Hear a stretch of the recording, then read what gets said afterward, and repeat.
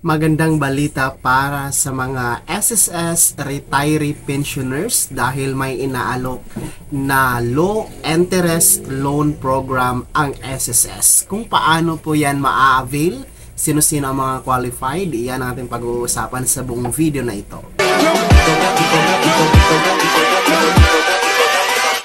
Hold up.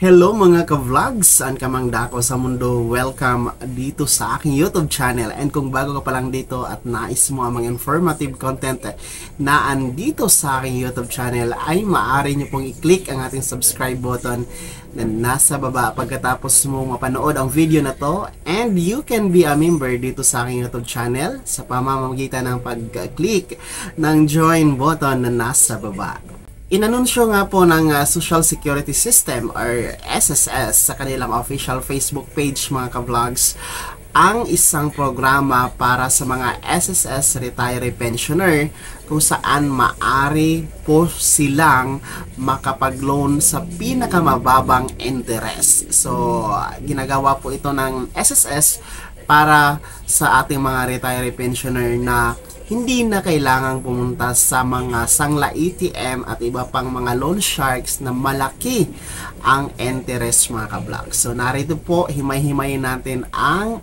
buong pahayag regarding sa programang ito mula mismo kay SSS. SSS encourage retiree pensioners to avail of its low interest pension loan program. So, pinakamababang pension loan program para sa mga retiree ito. So, the Social Security System or SSS calls on its retiree pensioners to take advantage of its low interest pension loan program or PLP. So, ito yung tinatawag na PLP for their immediate financial needs instead of borrowing from sangla ATM lenders. So, ginagawa nga po ito ni SSS para po maiwasan ang pag-utang ng ating mga retiree sa mga sangla ATM lenders na alam naman nating napakataas ng interest mga ka-vlogs. So, ayon mismo kay SSS President and Chief Executive Officer Rolando Ledesma Makasait, na ang SSS ay nag-launch ng PLP to assist SSS retiree pensioners in their immediate financial needs by offering a loan program with a low interest rate of 10% per annum. So 10% lamang po siya per annum. So every year po to computed on a diminishing principal balance, which is a far cry from those being lent by loan sharks. So totoo naman no, napakababa na talaga ng interest na 10% per annum per year po yan.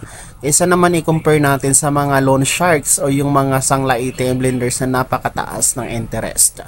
So, sabi pa ni Makasait, aside from low interest rate, SSS will not require them to surrender their ATM cards as collateral. So, maganda siya, no? Kasi hindi kukunin yung ATM cards, unlike sa mga loan sharks or mga sangla ATM na kailangan mo talagang isurrender yung ATM cards mo as collaterals.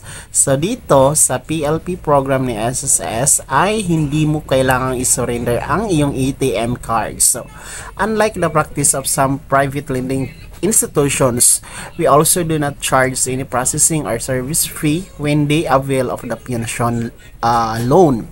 So, wala siyang processing fee.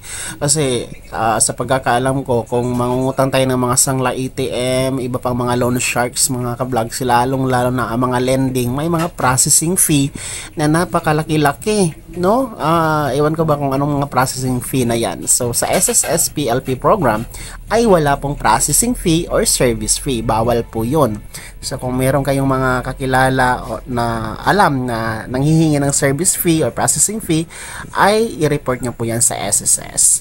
So, qualified retiree pensioners can borrow a loan up to 3, 6, 9, or 12 times their basic monthly pension, plus the 1,000 additional benefit of their aggregate monthly pension with a maximum loan amount of 200,000 pesos.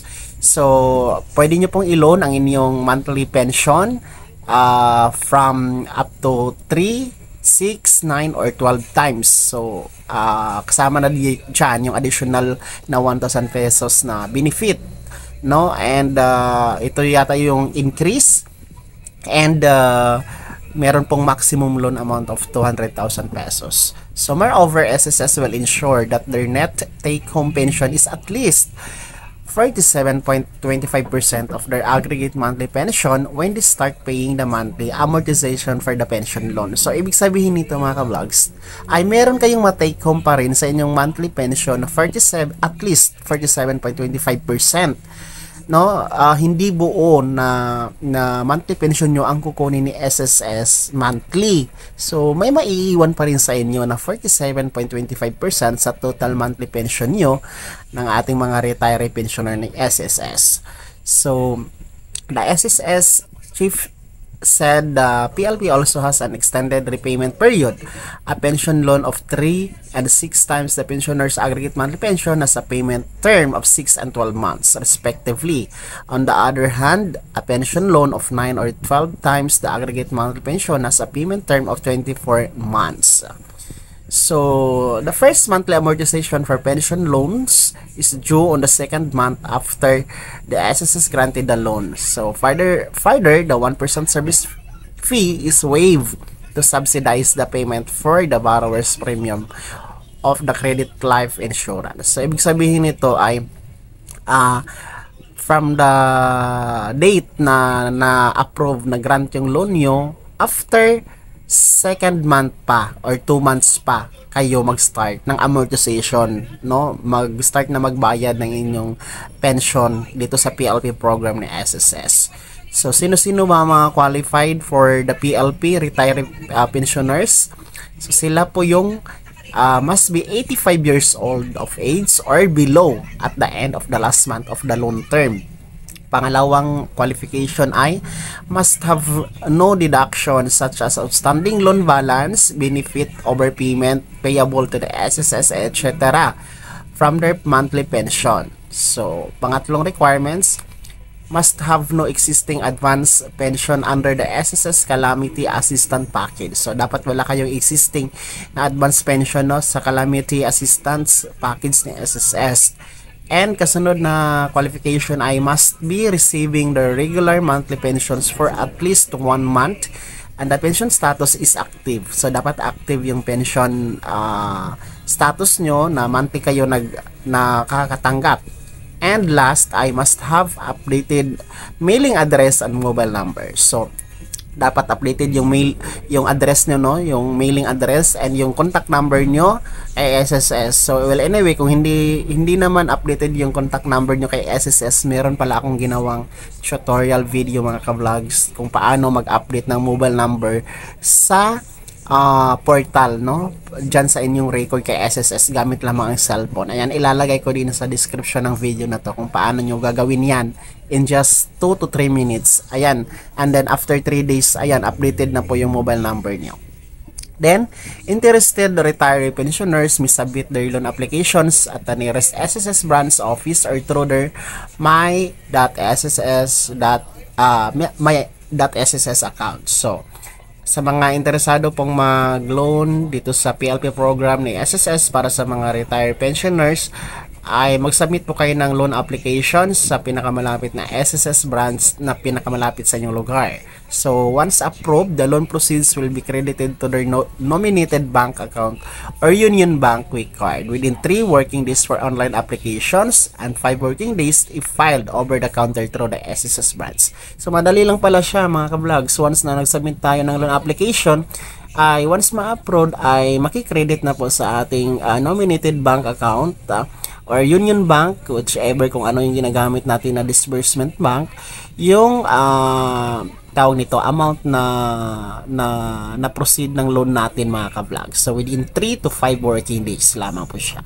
So, avail na po kayo nito mga retiree pensioner na mga SSS dahil napakaliit ng interest and I'm sure ma-enjoy nyo ang inyong ang programang ito para naman po to sa ating mga retiree na mga pensioners ni SSS. So para sa mga interesadong mag-apply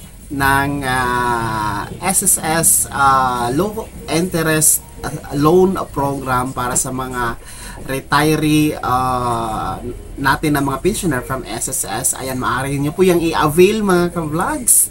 And para sa karagdagang impormasyon ay maaari kayong mag-message kay SSS through their official Facebook page or bumisita sa pinakamalapit na SSS branch na pinakamalapit sa inyong lugar. So, hari naman naging gabay at meron kayong idea na nakuha sa video na ito. At kung hindi ka pa nakasubscribe dito sa aking YouTube channel, ay maaari nyo pong i-click ang ating subscribe button na nasa baba. Huwag nyong kaligtaan na i-turn on ang notification bell. Ilagay mo sa all para updated ka sa mga bagong videos na i-upload ko. And maaari mo din i-like ang video na to. At kung meron ka pang mga katanungan, maaari mong i-komento sa comment section na nasa baba. And you can follow me sa aking official Facebook page na nasa screen niyo.